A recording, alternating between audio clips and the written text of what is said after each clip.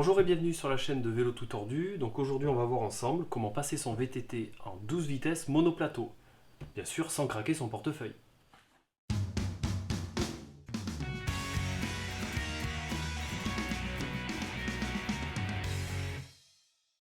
Donc avant de se lancer dans les travaux, il va falloir checker deux points essentiels sur son VTT pour le passage en 12 vitesses. Donc le premier, ça se situe au niveau de la roue arrière et ça va être sur le moyeu. Si vous avez une roue libre directement vissée sur la roue, à ce moment-là, le montage ne sera pas possible, parce que pour la simple et bonne raison qu'il n'existe pas de roue libre avec 12 vitesses.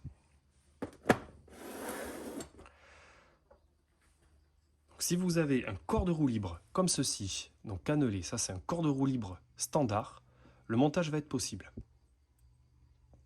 Donc ce que vous pouvez avoir déjà, ça va être donc une cassette 8, 9, 10 ou 11 vitesses directement sur ce corps de roue libre. Donc le montage 12 vitesses va être possible grâce à cette cassette. Donc ça c'est une cassette 12 vitesses, donc étagée de 11 dents jusqu'à 50 dents. Et cette cassette, eh bien en fait, on va pouvoir la monter sur ce corps de roue libre standard. Donc il y a SRAM qui fait ça, il y a également Sunrace. Voilà, c'est les deux plus connus qui fabriquent cette cassette 12 vitesses à l'arrière. Il faut savoir que sur les nouveaux groupes, donc SRAM a élaboré donc, son propre corps de roue libre à l'arrière, donc ce qu'on appelle le XD, pour pouvoir descendre jusqu'à 10 dents. Shimano a fait la même chose, donc un an après, avec le microspline. Donc le deuxième point à vérifier, ça va être au niveau de son pédalier. Donc il va falloir passer donc, de 3 ou 2 plateaux donc à un plateau. Il va falloir regarder si on peut garder ses manivelles ou non. Alors si on regarde le premier, donc on voit qu'on a 3 plateaux.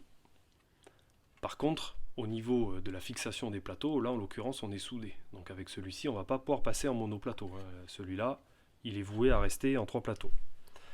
Par contre, si on regarde ce montage-là, donc qui lui est bien en 2 plateaux, directement vissé sur la manivelle, eh bien celui-ci, ça va être tout simple. Donc on va venir le dévisser de sa manivelle et on va venir mettre un monoplateau.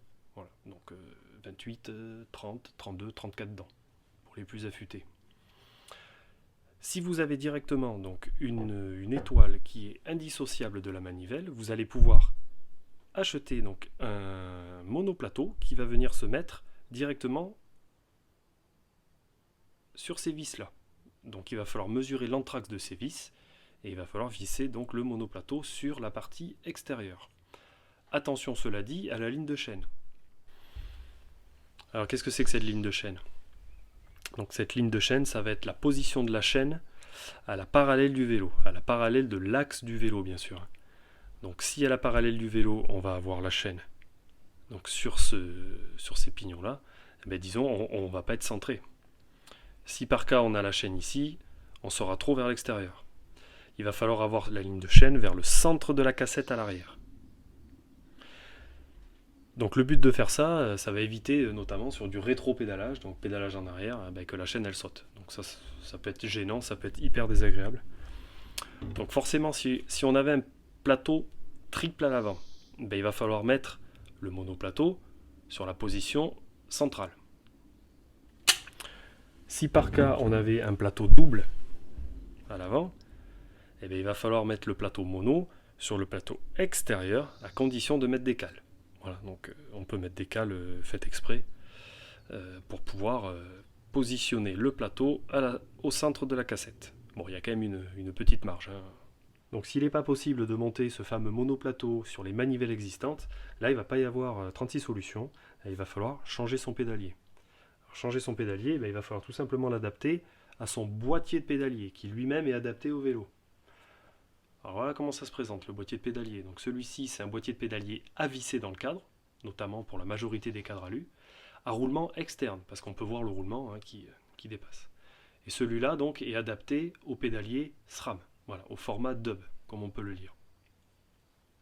Alors je parle de SRAM parce que c'est quand même assez explicite, l'orgame, donc c'est assez simple au niveau compatibilité. Mais les boîtiers de pédalier, c'est quand même pas simple parce qu'il y en a 50 000, ça va sûrement faire l'objet d'un tuto. Voilà, donc je ne m'étale pas sur ce sujet-là. Alors le 12 vitesses sans se ruiner, c'est possible, grâce à l'occasion. Là, c'est un groupe complet que j'ai trouvé, donc à 160 € d'occasion. Donc il a 300 km. Bon, c'est largement faisable pour monter sur un vélo, hein. Il a encore de beaux jours devant lui. Donc là, on peut voir un groupe complet avec le pédalier, son boîtier de pédalier, ainsi que la cassette, la fameuse cassette à montage sur corde de roue libre standard. Voilà, donc ça c'est du SRAM NX. C'est pas du haut de gamme, c'est du SRAM, mais ça fait largement l'affaire, hein. On peut également trouver moins cher, alors pas en occasion, parce qu'on va parler du Shimano. Si on part sur du neuf, c'est vrai que le Shimano est quand même un petit peu moins cher, un petit peu plus robuste que le SRAM, mais au niveau doigté, au niveau touché, voilà, c'est moi, mon avis personnel, je préfère le SRAM. En termes de fiabilité, c'est peut-être un petit peu en dessous. Donc cette installation nécessite d'avoir un minimum d'outillage dans son garage, à savoir un jeu de clé mâle, donc des clés pour démonter les cassettes, donc une pince à fouet et une clé à cannelure, un dérive-chaîne bien sûr, une pince pour les attaches rapides, et ce qui peut être facultatif, c'est un coupe-câble, un coupe-gaine. Alors pour ce tuto, on va passer ce superbe canon d'Alabite en 12 vitesses monoplateau. Il faut savoir qu'il est en monoplateau mais en 11 vitesses. Alors pour ce faire, on va prendre donc la cassette 12 vitesses d'occasion, tout simplement parce que comme je vous l'ai dit précédemment, elle se monte sur le corps de roue libre standard. Donc j'ai choisi un montage purement SRAM, donc le SRAM GX, donc le nouveau, le gris lunar. Alors il est vraiment pas mal, c'est un prix, c'est pas donné quand même, parce qu'il est à 130 €. Bon, il est très bien, il frôle le haut de gamme SRAM, hein, avec un toucher incomparable. J'aurais pu choisir du Shimano. Bon, en ce moment, le Shimano, c'est un peu compliqué à trouver, mais bon, il faut savoir que c'est à peu près le prix du XT. Le XT est beaucoup plus fiable que celui-ci, bon, avec un toucher un peu différent. Pour la chaîne, donc j'ai choisi donc, du KMC 12 vitesses. Alors bon, c'est la nouvelle, c'est surtout que j'ai pris celle-ci parce qu'elle est couleur gold et elle va super bien aller avec les couleurs de ce canon. Faut savoir on peut mettre une chaîne SRAM avec donc la cassette SRAM et également avoir un dérailleur de marques différents, hein, avoir du Sunrise, du Shimano. Le 12 vitesses, l'indexage est le même, donc c'est identique. Premièrement, il va falloir démonter tout ce qu'il y a sur son vélo, donc le dérailleur avant, la manette avant s'il y en a une, le pédalier, si forcément il y a changement de pédalier. Bon, je vous ferai un tuto pour tout ce qui est pédalier parce que comme je vous ai dit, c'est un chapitre à lui complet.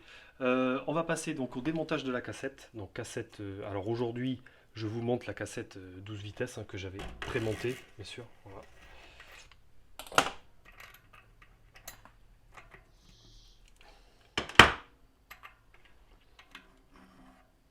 Voilà. Donc on retrouve le corps de roue libre et on retrouve la cassette donc démontée. Donc la cassette est en plusieurs morceaux, hein.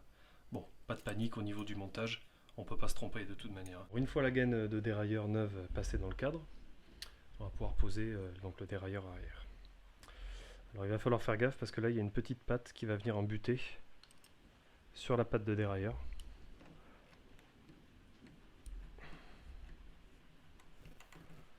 Voilà, donc là on fait bien gaffe à ce que la patte là, elle soit posée. La patte de dérailleur, celle-ci soit posée sur le dérailleur. Voilà. Et je serre.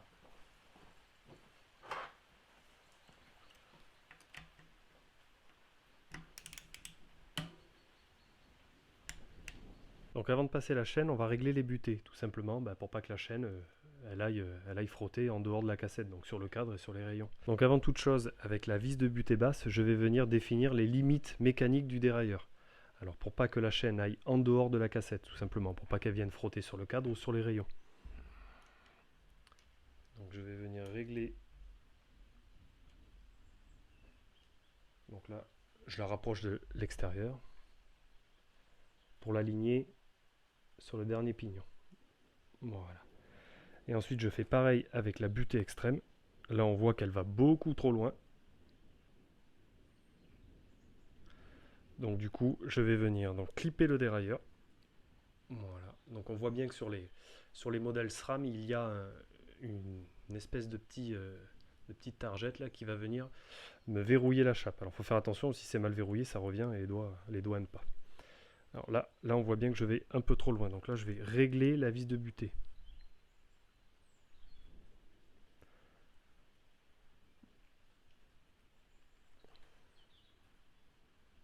Voilà, et là je vois que le dérailleur il revient vers le dernier pignon. Voilà. Alors ça j'aime bien le faire avant parce que ça évite que la chaîne s'en aille et me raye les rayons ou le câble. Donc pour définir la longueur de la chaîne, ce qu'il va falloir faire, c'est comprimer l'amortisseur au maximum et faire tenir la roue à travers le câble, donc par une sangle ou une corde comme je viens de le faire. Ensuite on va passer la chaîne donc sur la couronne du pédalier et sur le plus grand pignon arrière.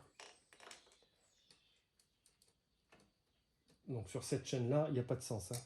Faire attention, sur les Shimano il y a un sens, sur les SRAM il n'y a pas de sens. Voilà, donc là on va voir le point de chevauchement de la chaîne. Donc on va laisser deux maillons de chevauchement, donc on va laisser celui-ci et celui-ci pour se retrouver sur un maillon intérieur. Donc ça veut dire que je vais dériver la chaîne sur ce point-là. Si par cas c'était un semi-rigide, il aurait fallu laisser 4 maillons. Alors pour dériver la chaîne, rien de bien compliqué, il suffit d'avoir un dérive-chaîne. On va venir coincer la chaîne. On va venir coincer la chaîne à l'intérieur. Voilà. Et avec un poinçon, eh ben, je vais venir presser le maillon. Voilà. Et donc ensuite, j'ai plus qu'à passer la chaîne donc dans le dérailleur et à mettre le maillon rapide. Attention au passage de la chaîne sur la chape de dérailleur, il faut la passer donc au-dessus de cette petite pièce et pas la passer dessous. Donc je vais en profiter pour raccourcir la gaine de dérailleur.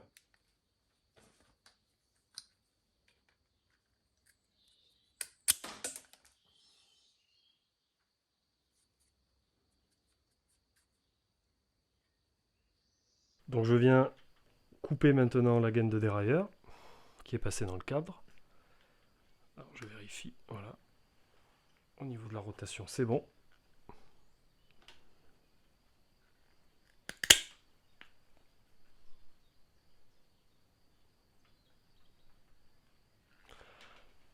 Je mets l'embout, ça c'est très important, de terminaison, et voilà.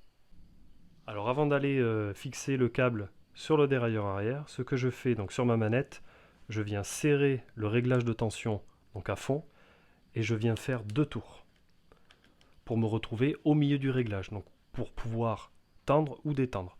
Avant d'attacher le câble, bien sûr, je fais attention à ce que ma manette elle n'ait pas de vitesse engagée. Fais attention en serrant le câble à pas trop tirer pour pas créer une tension sur le câble, auquel cas ça me fausserait mon réglage de dérailleur. Donc dernier réglage, on va régler l'englobage du dérailleur, ça veut dire la distance de la dernière roulette par rapport à la cassette. Alors ça va se faire par cette vis là. Et avec cet outil là, donc SRAM propose cet outil là, à condition de placer la chaîne sur l'avant-dernier pignon, on va venir coincer donc le pignon sur le dernier pignon, l'outil, et on va venir tourner la roue pour placer la pointe de l'outil sur la vis. Donc là on voit que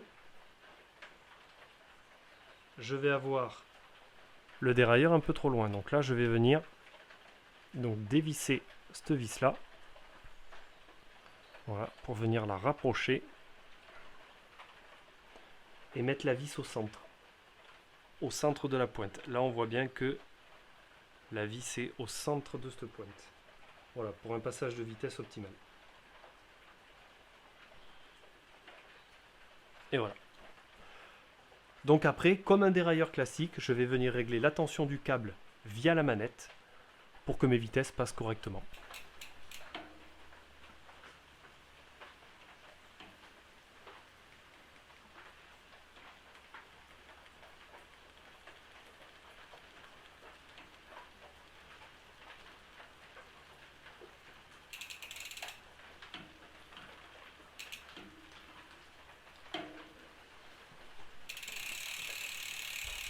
Et voilà, montage terminé. Moi je trouve cette chaîne absolument magnifique. Elle va à merveille avec ce vélo. Bon, encore une fois, si vous ne le sentez pas, de passer en 12 vitesses, de tout démonter, les standards de pédalier, les corps de roue libre, vous pouvez aller voir votre vélociste, il va se faire un plaisir de vous passer ça en 12 vitesses, il a ce qu'il faut, il sait ce qu'il fait, n'hésitez pas. Merci beaucoup d'avoir regardé cette vidéo et à très vite.